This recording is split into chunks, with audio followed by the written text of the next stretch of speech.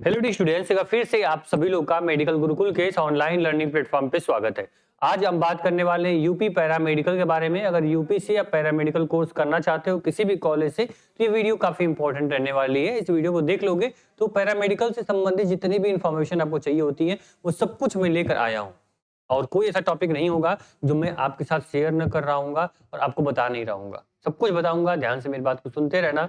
कोई doubt last में होगा, कमेंट बॉक्स आपका है, कमेंट कर दीजिएगा। ठीक है, आपको देख लो, अगर उत्तर प्रदेश से किसी भी आप गवर्नमेंट या प्राइवेट कॉलेज से आप पैरामेडिकल कोर्स करना चाहते हो तो आप लोगों को क्या करना पड़ेगा, सीपेट का एग्जाम देना पड़ेगा, यानी जिसका फुल फॉर्म होता है कॉमन पैरामेडिकल एंट्रेंस टेस्ट। ठीक है, इस एग्जाम को आप दोगे तभी जाकर आप किसी भी यूपी के किसी भी गवर्नमेंट या प्राइवेट कॉलेज में आप पैरामेडिकल कोर्स कर सकते हो। कौन कौन पैरामेडिकल कोर्स फेमस है, कैसे होता है, मैं सब कुछ बताऊंगा। स्टेप बाय स्टेप चलते हैं, ऐसा नहीं पहले कुछ बताऊं फिर हम उड़ के कहीं और चले जाएं फिर हम वापस आए, नहीं। यहाँ पे सिस्टमैटिक चीजें चलती हैं। जो भी चीजें यहाँ पढ़ाई जाती हैं, आपको समझाई जाती हैं, वो सिस्टमैटिक होती हैं, इसीलिए प्लेटफॉर्म जाना जाता है। लगभग 3 से 4 लाख से अधिक बच्चे इस प्लेटफॉर्म से अब तक जुड़ चुके हैं, तो आपको अंदाजा होगा सर कि कितना ये भरोसेमंद, कितना विश्वसनीय प्लेटफॉर्म पर रहने वाला है। ठीक है, अभी देखो, सबसे पहले से बता दें कि आपका जो आपका एग्जाम होगा, आपके एंट्रेंस का नाम होगा सीपेट, यानी कॉमन पैरामेडिकल एंट्रेंस टेस्ट, जिसको कराया कौन, अटल बिहारी वाजपेयी मेडिकल यूनिवर्सिटी द्वारा ये कंडक्ट कराया जाता है। फिर आपको बात करें इसमें किसके थ्रू क्या होगा, तो जितने भी प्राइवेट और गवर्नमेंट कॉलेज है आपका उसमें एडमिशन होगा जैसा नंबर आपका रहेगा। अगर नंबर आपका अच्छा है, कट ऑफ आपकी अच्छी जाएगी, तो आपको गवर्नमेंट कॉलेज मिलेगा। नंबर खराब है तो आपको प्राइवेट कॉलेज मिल जाएंगे। अब ये सोचो कि बिना एंट्रेंस एग्जाम दिए आप क्या कर पाओ, आप प्राइवेट कॉलेज में एडमिशन ले लोगे, तो ऐसा नहीं होने वाला। अगर करवा भी लोगे तो मान्यता आपको नहीं मिलेगी, उस डिग्री की कोई वैल्यू नहीं होगी, आपको स्कॉलरशिप नहीं मिलेगी, कुछ भी फायदा आपको नहीं मिलने वाला है। ठीक है, प्राइवेट कॉलेज अपने प्रॉफिट के लिए आपको बोल सकते हैं सर कि बिना एंट्रेंस के आओ, मैं तुम्हारा एडमिशन ले लूंगा, लेकिन ऐसा नहीं होता है, उनको बता देना। ठीक है, सीपेट में कम से कम तुम बैठे रहोगे तभी कोई प्राइवेट कॉलेज आपको ऑफर कर सकता है एडमिशन के लिए, इसको ध्यान देना। फिर आपका जो मोड होगा वो सर आपका क्या होगा, वो आपका एंट्रेंस एग्जाम के थ्रू ही आपका क्या होगा, पैरामेडिकल का होगा। मेरिट पे भी आपको यहाँ पे क्या होने वाला है, एडमिशन नहीं होने वाला है, इसको आपको ध्यान में रखना है। ठीक है, चलो इसके बाद बात करें सर आपको एलिजिबिलिटी की, तो एलिजिबिलिटी बहुत कुछ आपसे नहीं मांगी जाती है, बहुत हाई परसेंटेज आपको नहीं मांगा जाता है। बस हाँ, लेकिन इतना होना चाहिए भाई कि तुम एग्जाम में कम से कम पार्टिसिपेट कर पाओ, एग्जाम में बैठ पाओ। तो बस आप 12th आपको अपेयरिंग होना चाहिए, 12th आप पास आउट हो, या फिर 12th इस बार बोर्ड एग्जाम दोगे तो इस आप पैरामेडिकल का एंट्रेंस एग्जाम दे पाओगे।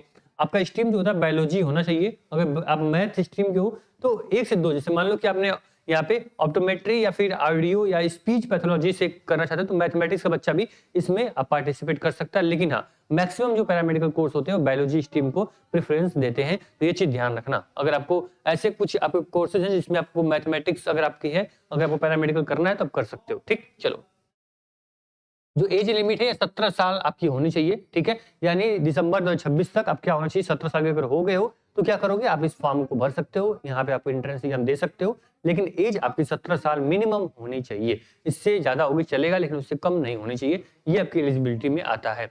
जो आपके नंबर होते हैं वो मैक्सिमम जो आपके, अगर आपका 45% है, 40 से 45% आपका 12th में आया हुआ है, तो तुम क्या कर पाओगे, पैरामेडिकल कोर्स कर पाओगे। लेकिन इतना तो उम्मीद आपसे कर सकते हैं कि पैरामेडिकल के बारे में सोच रहे हो, आपके पेरेंट्स इतना पैसा, इतना एफर्ट आपके ऊपर लगाने के लिए रेडी है, तो सर हाँ, आप इतना तो कर सकते हो। आप 50%, 60%, 55% पे तो आप होगे, तभी पैरामेडिकल कोर्स करने आ रहे हो। ठीक है, तो उसको लेकर निश्चिंत रहो। बाकी मैंने बता दिया सर एलिजिबिलिटी क्या है, बस तुम क्या हो, इतना सब कुछ आपके पास है, तो तुम एलिजिबल हो आप इस पैरामेडिकल को फॉर्म भरने के लिए, इस एग्जाम में पार्टिसिपेट करने के लिए। अब 12th में जो बच्चा 95% होगा, ठीक है, जो बच्चा 95% होगा, जो बच्चा मान लो कि यहाँ पे 55% होगा, ये दोनों क्या होंगे, ये दोनों यहाँ पे क्या हो जाएंगे, बराबर हो जाएंगे। ठीक है, क्योंकि अब यहाँ पे जितना आप एंट्रेंस में नंबर लाओगे उसी के अकॉर्डिंग आपको क्या मिलेगा, यहाँ पे आपको नंबर मिलेगा, उसी के अकॉर्डिंग आपको यहाँ पे क्या मिलेगा, गवर्नमेंट और प्राइवेट कॉलेज आपको मिलने वाला। ठीक, ये आप ध्यान रखिएगा।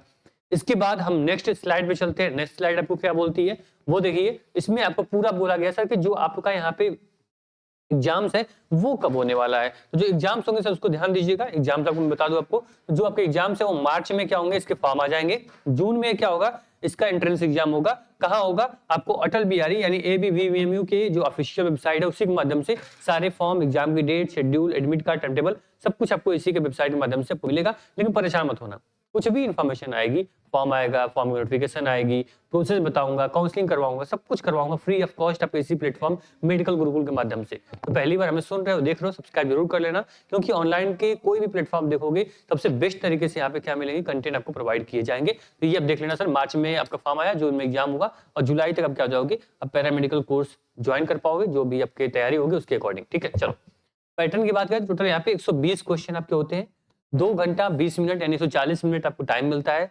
120 क्वेश्चन करने के लिए। समय बहुत ज्यादा नहीं है, लिमिटेड टाइम आपके पास है, ठीक है। मीडियम जो होगा वो हिंदी इंग्लिश बाइलिंगुअल होने वाला है, ठीक है। निगेटिव मार्किंग जो होगी ये आपकी नहीं होती है, ये ध्यान देना, निगेटिव मार्किंग आपकी नहीं होने वाली है, इसको भी आप क्या करेंगे, ध्यान देंगे। साथ में जो डिफिकल्टी लेवल की बात करें तो ये बहुत नीट और बीएससी नर्सिंग का जो लेवल होता है उससे थोड़ा सा आपका यहाँ पे नीचे होगा, ठीक है। मॉडरेट लेवल का होते हैं, न्यूमेरिकल यहाँ पे नहीं पूछे जाएंगे, बेसिक क्वेश्चन होंगे, कॉन्सेप्ट फैक्चुअल क्वेश्चन होंगे, वो कैसे तैयारी करोगे मैं अभी लास्ट में आपको बताऊंगा, ठीक है। अभी इतना ध्यान देख लो पैटर्न क्या होने वाला है, इससे आपको आइडिया लग जाएगा, ठीक। चलो बात करें सब्जेक्ट से किस किस सब्जेक्ट से क्वेश्चन आएंगे, तो देखो आपके जो जनरल साइंस होंगे इससे लगभग आपके 18 क्वेश्चन आते हैं, लेकिन आपके जो ऑफिशियल सिलेबस देखोगे उसमें क्लियर बोला जाएगा कि 30 क्वेश्चन जो होंगे ये 30 क्वेश्चन आपके केमिस्ट्री के होंगे, 30 क्वेश्चन आपके बायोलॉजी के होंगे, 30 क्वेश्चन आपके फिजिक्स से होंगे, ठीक। क्लियर बोला जाएगा भाई, इसको आप ध्यान देना। इसके बाद आपके जो क्वेश्चंस है वो आपके 15 क्वेश्चन जो होंगे ये जनरल नॉलेज के होंगे और आपके 15 क्वेश्चन जनरल इंग्लिश के होंगे।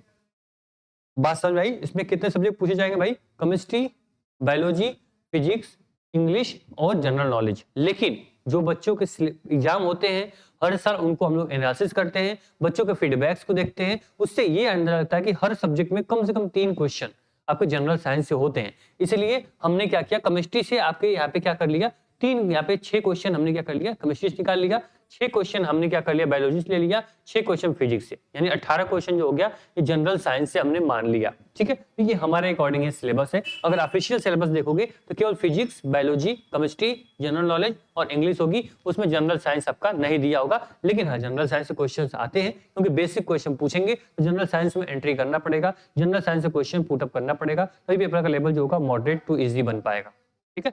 तो ये आपका क्या होता है, सिलेबस होता है। अब कैसे तैयारी करोगे फिजिक्स की, बायोलॉजी की, केमिस्ट्री की, भाई जो आप तैयारी करते हुए आ रहे हो, बस आप 11-12 में जो पढ़े हो बस उसी को रिवाइज करना है। बाकी यहाँ के जो रवि सर है, आपकी यहाँ पे दीपिका मैम है, आपके यहाँ पे डीके सर है, वो सब कुछ लोग मिलके आपको बखूबी रेडी कर देंगे पैरामेडिकल में अच्छा परफॉर्मेंस करने के लिए, अच्छा नंबर लाने के लिए। अभी ध्यान देना, जो आपका बायोलॉजी होगा, फिजिक्स होगा, केमिस्ट्री होगा, ये 11th एंड 12th दोनों सब्जेक्ट, दोनों यहाँ क्लास से क्वेश्चन बनेंगे, ठीक है। तो ऐसा नहीं केवल 12th पढ़ोगे, दोनों क्लास को पढ़ना पड़ेगा, ठीक है।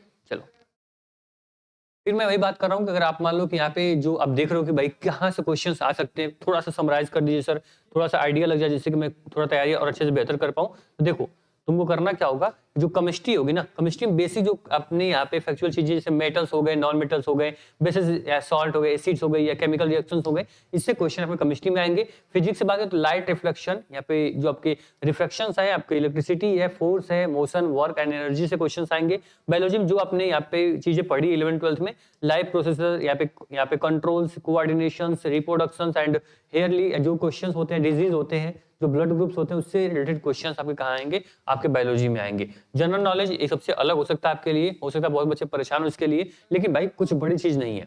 अगर देखोगे तो यहाँ पे इंडियन जीके होती है ना, इंडिया की, वो पढ़ना है। करंट अफेयर्स रेडी कर लो, जियोग्राफी, हिस्ट्री और जो आपकी इसरो वगैरह का अचीवमेंट्स है, स्पोर्ट, अवार्ड्स और इवेंट जो होते हैं वो पढ़ लोगे, तुम्हारा जीके क्या होगा, आसान हो जाएगा। परेशान मत हो, जीके के लिए पूरी प्लेलिस्ट हम बना रहे हैं जिसमें पूरे आपके डीके सर जो होंगे वो आपको पूरा कवर कराएंगे जीके, और आराम से आप जीके कर ले जाओगे, ठीक। उसी प्रकार इंग्लिश ग्रामर जो होता है, इसमें जो ग्रामर आपने हाई स्कूल तक जो अभी तक पढ़ा है वही क्वेश्चन पूछे जाएंगे। मतलब टेंस हो गया, प्रीपोजिशन हो गए, noun wise, narration, synonyms and antonyms and आपको जो भी यहाँ पे सेंटेंस होते हैं, वन वर्ड सब्स्टिट्यूशन टाइप के, ग्रामर टाइप के, फिलिंग ब्लैंक टाइप के, उस टाइप के क्वेश्चंस आपके जनरल इंग्लिश में आएंगे।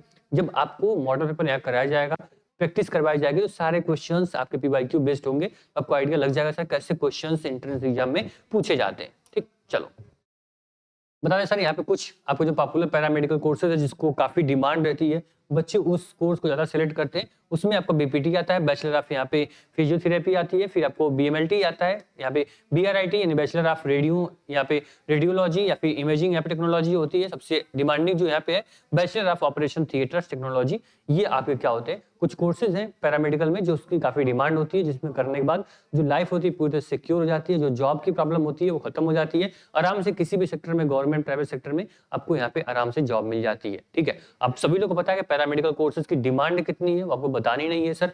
कोई भी आप फील्ड में देखो, बोलते हैं ना कि जो आपकी पैरामेडिकल का जो कोर्स होता है, जो पैरामेडिकल की जो टीम होती है, जो बैकएंड के आपके सपोर्ट होता है, वो मेडिकल फील्ड की एक यहाँ पे आप बोलोगे बैकबोन है, रीढ़ की हड्डी बोली जाती है। आप किसी फील्ड में जाओगे तो पैरामेडिकल के जितने भी यहाँ पे इक्विपमेंट होते हैं, इक्विपमेंट को लेना, ले जाना, उसके बारे में से मान लो एक्सरे कराना या फिर बहुत सारी चीज़ें जो जैसे ऑपरेशन थिएटर में यहाँ पे सपोर्ट टीम का होना, वो सारी चीज़ें पैरामेडिकल के ही जो थ्रू बच्चे होते हैं, उनको वहाँ सिलेक्ट किया जाता है।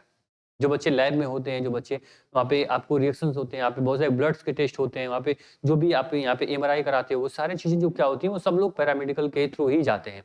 तो इसकी डिमांड कभी भी खत्म नहीं होने वाली। लगातार टेक्नोलॉजी बदल रही है, लगातार यहाँ पे इंफ्रास्ट्रक्चर बदल रहे हैं, अलग-अलग तरीके से यहाँ पे ऑपरेशंस हो रहे हैं, अलग-अलग तरीके से ट्रीटमेंट हो रहे हैं। तो लगातार जो पैरामेडिकल के कोर्सेज़ को अपडेट किया जा रहा है और लगातार डिमांड बढ़ रही है। जिस प्रकार नर्सेस की डिमांड बढ़ रही है, उसी प्रकार अब देखोगे तो पैरामेडिकल के जितने भी कोर्सेज़ हैं, उसकी भी डिमांड यहाँ पे काफ़ी बढ़ रही है, काफ़ी उनकी भी इक्विपमेंट, मैन फोर्स की ज़रूरत पड़ रही है। ध्यान देना, अगर आराम से पैरामेडिकल कोर्स तुम कर लेते हो, प्राइवेट सेक्टर में जाओगे, तो आराम से 25 से 30 हज़ार रुपए आपको ईज़िली मिल जाएँगे। किसी भी आपको प्राइवेट कॉलेज में, गवर्नमेंट में अगर पैरामेडिकल की बात करें, तो आराम से आपको 50 से 1 लाख रुपए तक की आपकी जो सैलरी है, वो आपकी बन सकती है। कहाँ पे? आपको गवर्नमेंट के थ्रू कोई आपको यहाँ पे एग्ज़ाम्स निकालने के बाद, ठीक है? तो याद रखना कि अगर आप एक बार इस कोर्स को करते हो, तो आपके पास जो फ्यूचर होता है ना भाई कि मैं मुझे जॉब लगेगी, नहीं लगेगी, वो डर आपके अंदर से खत्म हो जाएगा। आराम से लाइफ आपकी सिक्योर होगी, फ्यूचर सिक्योर होगा। आप आराम से पैरामेडिकल फील्ड में आगे बढ़ सकते हो। आप यहाँ पे बाहर यानी कि फॉरेन में भी जाके पैरामेडिकल कोर्स किए हो, तो अच्छी सैलरी वहाँ से उठा सकते हो। खासकर जो बॉयज़ होते हैं, उनको नर्सिंग में अपॉर्च्युनिटीज़ कम मिलती है, इसलिए पैरामेडिकल कोर्स आपके लिए क्या है, प्लस पॉइंट है। आराम से यहाँ से अपने फ्यूचर को सिक्योर कर सकते हो। और खास जो मेल एक्सपीरियंस होते हैं, स्टूडेंट होते हैं, उनको यहाँ पे अब्रॉड जाने का भी एक अच्छा मौका होता है। उनको फैमिली प्रॉब्लम नहीं होती, आराम से वो बाहर जाकर अच्छा पैसा उठाते हैं, अच्छे पैसे से कमाते हैं। जहाँ से आप देखोगे इंडिया में अगर आप वहीं 20 से 25 हज़ार कमा रहे हो, अगर फॉरेन जाते हो तुरंत आपकी सैलरी जो होती है 1 से 1.5 लाख रुपए हो जाती है, पर मंथ की बात कर रहा हूँ मैं। तो ये आपका बेनिफिट होता है, ठीक है? बाकी हाँ, आराम से आप कोर्स करो, कोर्स अच्छे से करो, कुछ चीज़ें सीखो। अगर अच्छी नॉलेज रहेगी तो आपकी डिमांड कभी भी कम नहीं होने वाली, ठीक है? थैंक यू सो मच, आपने ये देखा। इसके बाद बता दूं सर, अगर आपको यहाँ पे पैरामेडिकल कोर्स करना होगा तो क्या आपको पढ़ना पड़ेगा, कैसे पढ़ना पड़ेगा? भाई उसके लिए स्ट्रेटेजी बनाओ, ठीक है? जब कोई भी एग्जाम की तैयारी कर रहे हो, तो भाई उसके लिए बिना स्ट्रेटेजी के, बिना सपोर्ट के, बिना मेंटरशिप के आपके कुछ भी नहीं होने वाला है। बता दें, मैं अब बहुत ज़्यादा बात नहीं करूँगा आपसे। आप आराम से उत्तर प्रदेश की जो प्रवेश परीक्षा 2026 होती है, जैसे बीएससी नर्सिंग और पैरामेडिकल के लिए, हमने आपके लिए क्या किया, स्टडी पैकेज रेडी किया है, जिसके माध्यम से आप कंप्लीट यहाँ पे डीबीपी, प्रैक्टिस सेट, पीडीएफ और subject wise mock test, groups, PYQs और फुल लेंथ बेस्ड आपको जो पैटर्न पे जो आपके पीवाईक्यूज हैं, वो आपको टेस्ट के साथ बैच में मिल जाएंगे। एक बात याद रखना कि जो बच्चे क्लासेस की डिमांड करेंगे, क्लासेस आपके इसी मेडिकल गुरुकुल पे सभी सब्जेक्ट की फ्री ऑफ कॉस्ट चलेंगी। बस जो आपके कंटेंट होंगे, जो पीडीएफ होंगे, जो नोट्स होंगे, उसके लिए जस्ट आपको 249 में आप क्या कर पाओगे, ये पूरे स्टडी पैकेज को कहाँ से, टारगेट गुरुकुल मोबाइल ऐप से क्या कर पाओगे, आराम से इजीली इसको एक्सेस कर सकते हो, डाउनलोड कर सकते हो। कोई डाउट हो, कोई परेशानी हो, स्क्रीन पे नंबर चल रहा है, नंबर मैं यहाँ पर भी आपको नोट कर दिया हूँ, ठीक है? इस नंबर पर आप जब भी चाहो कॉल कर सकते हो, मैसेज कर सकते हो। टीम हमेशा आपके लिए अवेलेबल होगी, आपके डाउट को सॉल्व करने के लिए, आपकी हेल्प करने के लिए, ठीक है? पहली बार आए हो प्लेटफॉर्म पे, सब्सक्राइब कर लेना। आने वाली सारी इन्फॉर्मेशन बीएससी नर्सिंग के पैरामेडिकल की आपको मेडिकल गुरुकुल के माध्यम से मिलती रहेगी। धन्यवाद।